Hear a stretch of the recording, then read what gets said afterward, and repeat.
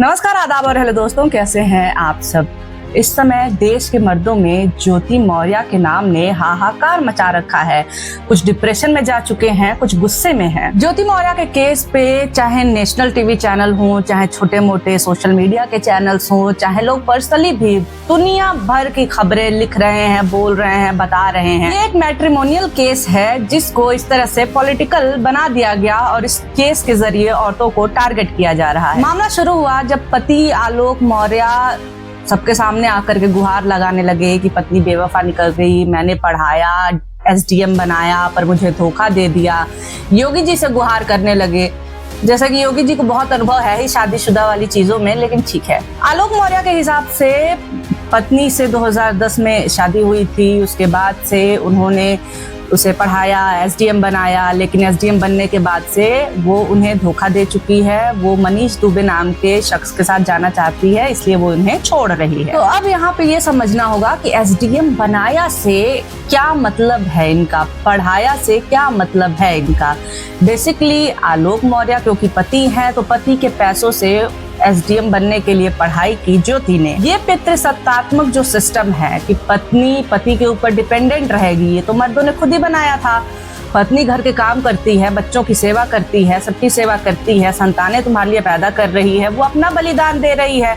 लेकिन नहीं, मैंने क्योंकि पैसा दिया जो कि तुमने खुद डिसाइड किया है कि पुरुषों की जिम्मेदारी है, तो वो बहुत बड़ा बलिदान हो गया। इस पूरे मामले को विवाह और विवाहेतर संबंधों से हटा करके एकदम पॉलिटिकल एंगल दे दिया गया। औरतों को गालियां सुनाई दी जा रही हैं, वाइफ्स को गालियां सुनाई जा रही हैं। तो आइए हम देखते हैं कि इस समय जो भारतीय मर्द हैं वो डिप्रेस्ड किस बात पे हैं। कुछ बहुत डिप्रेस हो चुके हैं कि गलत हुआ, नहीं बिल्कुल नहीं, पत्नियों को ऐसा नहीं करना चाहिए।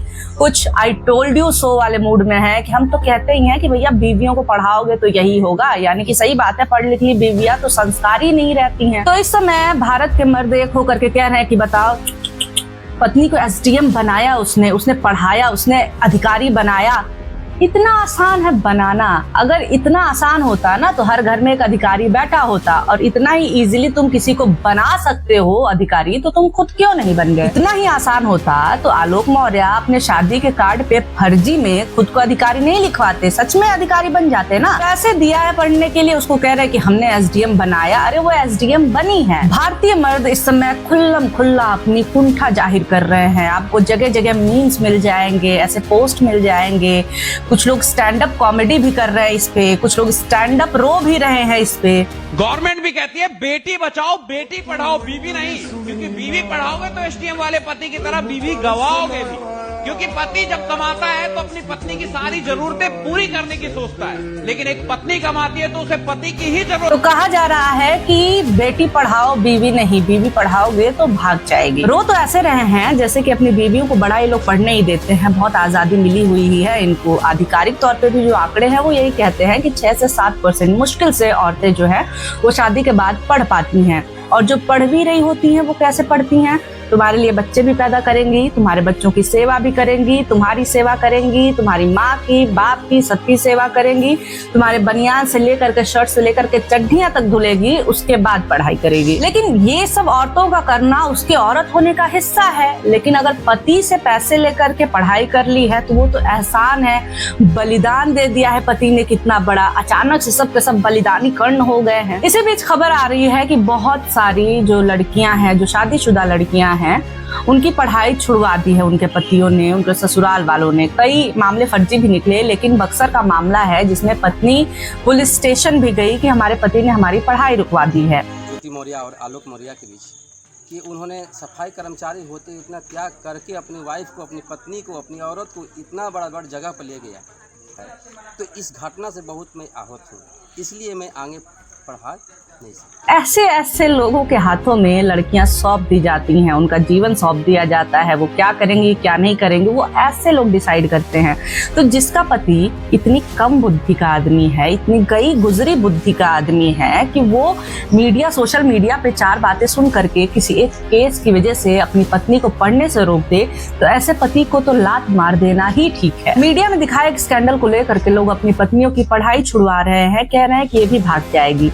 एक बात तो ये है कि ज्योति मौर्य भागी नहीं है, वो लीगल तरीके से कोर्ट के जरिए, डिवोर्स के जरिए अलग होना चाह रही है। उसके लीगल तरीके से अलग होने की कोशिशों पर इतना हल्ला जो मर्द मचा रहे हैं, वो इलीगल तरीके से जो अपनी पत्नियों को छोड़ देते हैं उनके जय जयकारे लगाते हैं। अमृत काल में लोग पति छोड़ने वाली एसडीएम पर भड़ास निकाल रहे हैं, वहीं दूसरी तरफ पत्नी छोड़ने वाले चौकीदार के जयकारे लगा रहे हैं। और इतना माहौल बना कैसे? ये जो लोग सोशल मीडिया पे हैं, ये भी तो उसी पितृसत्तात्मक समाज के लोग हैं ना, जो कि कई बार डर के मारे भी खुल्लम खुल्ला अपनी कुंठा नहीं जाहिर कर पाते हैं, लेकिन है तो उसी समाज का हिस्सा। और बाकी टीवी चैनलों का स्त्री विरोध, मिसोजिनी किसी से छुपा हुआ तो है नहीं। सुशांत ने अगर सुसाइड किया है तो सारा का सारा दोष रिया पे है, क्योंकि वो उसकी गर्लफ्रेंड है। श्रद्धा अगर मरी है तो श्रद्धा से ही सवाल पूछने वाली ये मीडिया है कि तुम आखिर बाहर गई ही क्यों थी, तुम माँ बाप के बिना रह क्यों रही थी।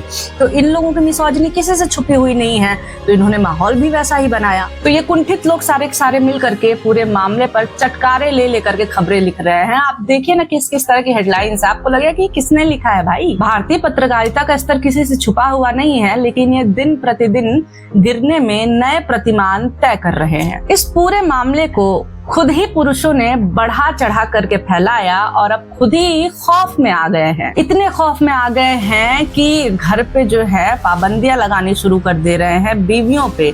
अब ये बताइए, एक केस को लेकर के जिसको स्कैंडल खुद इन्होंने बनाया है, ये इतना डर गए हैं। वहीं जो महिलाएं जिनको घर से बाहर निकलने से पहले सोचना पड़ता है, क्या पहने क्या नहीं पहने ये सोचना पड़ता है, कितने बजे निकले कितने बजे नहीं निकले ये सोचना पड़ता है, जिन मर्दों की वजह से अपने बैग में पेपर स्प्रे और चाकू लेकर के चलना पड़ता है, उन मर्दों के लिए अगर लड़कियां बोल दें कि यार थोड़ा ना मर्दों से बच के रहना पड़ता है, तब कहेंगे नॉट ऑल मैन, सारे मर्द ऐसे नहीं हो सकते हैं, आप इस तरह से जनरलाइज नहीं कर सकती हैं। और ये बात तब है जबकि रेपिस्ट में तो 99.9% जो रेपिस्ट होते हैं वो मेल ही होते हैं। फीमेल रेपिस्ट कितनी है ये भी आप आंकड़ा देख लीजिए, लेकिन नहीं, तब जनरलाइज नहीं करना है। लेकिन यहाँ पर फर्जी की हवाबाजी में ये लोग अपने अपने घरों की महिलाओं के ऊपर पाबंदियां लगा रहे हैं, बट दैट इज ओके, क्योंकि महिलाएं तो ऐसी ही होती हैं, बेटियां तो खराब हो जाती है पढ़ाई लिखाई करके। और ज्योति मौर्य का जो मामला है, ये बताइए ये सारी चीजें क्या पुरुष नहीं करते हैं? इतना हल्ला जो आलोक मौर्य कर रहे हैं कि ठीक है पत्नी बेवफा निकल गई, दुख होता है, सही बात है, शादी टूट रही है, दिक्कत सबको होती है, दुख सबको होता है, लेकिन क्या ऐसा नहीं होता है कि पुरुष अपनी बीवी को घर में छोड़ करके बाहर अफेयर कर रहे होते हैं? अरे अफेयर तो छोड़ ही दीजिए, कई बार शोषण कर रहे होते हैं, बेनिफिट्स ले रहे होते हैं अपनी पोजीशन का। ऐसे मामले तो हजारों लाखों करोड़ों की संख्या में है। लेकिन कुल मिला के मसला यही है कि जब पुरुष ऐसा कुछ करते हैं तो उस पर सन्नाटा होता है। केवल सन्नाटा ही नहीं होता, ये स्वीकार्य है। पुरुष ऐसा करें तो ऐतिहासिक प्यार की नजीर बन जाता है। फॉर एग्जाम्पल अगर मैं कहूँ कि बाजीराव मस्तानी प्रेम कहानी नहीं है, काशी से धोखे की कहानी है, तो लोग नाराज हो जाएंगे। और वहीं अगर बाजीराव की जगह आप मस्तानी को रख करके देखिए कि मस्तानी है, उसका एक पति है लेकिन वो दूसरा पति लेकर के आता है, तो ये हीरोइज्म की और प्यार की कहानी नहीं रह जाएगी, ये विलेन की कहानी होगी। बस रोल्स उल्टा करने की देर है और पुरुषों की भावनाएं आहत हो जाती हैं। चलिए इतिहास की बात छोड़ देते हैं, अभी की बात कर लेते हैं। कितने ही ऐसे स्टार्स हैं जिन्होंने इस्लाम धर्म अपना करके दूसरी शादी की। पुरुष आराम से खुल्लम खुल्ला दूसरी पत्नी भी लेकर के आ सकते हैं और वो स्वीकार्य होता है, लेकिन आप कितनी ऐसी महिलाओं को जानते हैं जो खुल्लम खुल्ला तो क्या छुप करके भी दो पतियों के साथ रह रही हैं। कम एज का पार्टनर अगर सैफ और शाहिद का हो तो शादी उनकी मैरिज गोल्स हो जाती है, लेकिन वहीं अगर प्रियंका चोपड़ा अपने से 10 साल छोटे लड़के से शादी करती हैं तो वो मम्मी ने बच्चे से शादी कर ली है क्या, वो मजाक की पात्र बन जाती हैं। और अच्छा एक और चीज देखिए, जितनी चर्चा ज्योति मौर्य की हो रही है उतनी मनीष दुबे की नहीं हो रही। मनीष दुबे कथित तौर पे ज्योति मौर्य के प्रेमी हैं, जिनके साथ जाने के लिए आलोक मौर्य से वो तलाक लेना चाह रही हैं। मनीष दुबे भी शादीशुदा है, उसकी भी पत्नी दुखी होगी, लेकिन चर्चा उनकी उतनी नहीं हो रही है। विलेन वो नहीं है, विलेन ज्योति को बनाया जा रहा है। ज्योति मौर्य के अगल बगल कई महिला अधिकारियों की तस्वीरें रखी जा रही हैं, कंपैरिजन हो रहा है, तुलना की जा रही है, निशा बांगरे से तुलना हो रही है। कहा जा रहा है बताओ एक ये औरत है और एक निशा है जो कि परिवार के लिए नौकरी को लात मार देती है। यानी कि आप अच्छी औरत तभी हैं जब आप अपना करियर, अपना व्यक्तित्व, अपनी पर्सनैलिटी सब कुछ अपने परिवार के लिए कुर्बान कर दें। जैसे कि भक्त कहते हैं ना कि अरे मुसलमान हो तो APJ अब्दुल कलाम जैसा, यानी कि अगर आप कलाम नहीं है तो आप स्वीकार्य नहीं है। यही चीज औरतों के भी साथ है।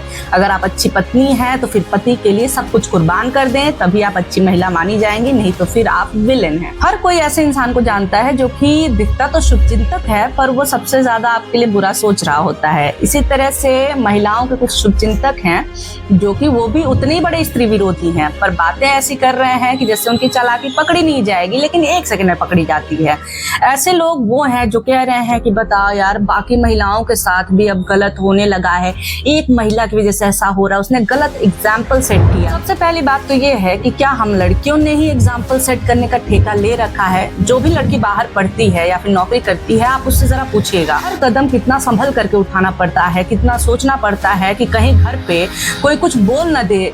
सच तो छोड़ ही दीजिए, इस बात का डर लगता है कि कहीं कोई कुछ झूठ ही ना बोल दे, क्योंकि सीधी सी बात है, बाहर लड़की है, अकेले है, अगर इस तरह की कोई भी खबर उससे रिलेटेड पहुंचती है घर पे तो घर वाले तो वापस बुला ही लेंगे। ज्योति के ऊपर लानत नहीं है, लानत उन पतियों के ऊपर है जो किसी सो कॉल्ड स्कैंडल की वजह से अपनी पत्नियों के सपनों को कुचल रहे हैं। समझने वाली बात यह भी है कि पुरुष इतने आक्रामक तरीके से विक्टिम कार्ड क्यों खेल रहे हैं। सदियों से जिन महिलाओं को पुरुषों ने दोयम दर्जे का बना करके रखा, वो अब आजाद होना चाह रही हैं। बल से जिस स्त्री को इन्होंने अपनी स्लेव यानी दासी में बदल दिया, वो अब बराबरी का हक मांग रही है, तो ये बल के बाद अब छल का इस्तेमाल कर रहे हैं और विक्टिम कार्ड खेल रहे हैं। मैं सोच रही थी कि आखिर पुरुष इतना ज्यादा क्यों इस चीज पे अड़ा हुआ है कि नहीं, औरतें बराबरी में नहीं आनी चाहिए।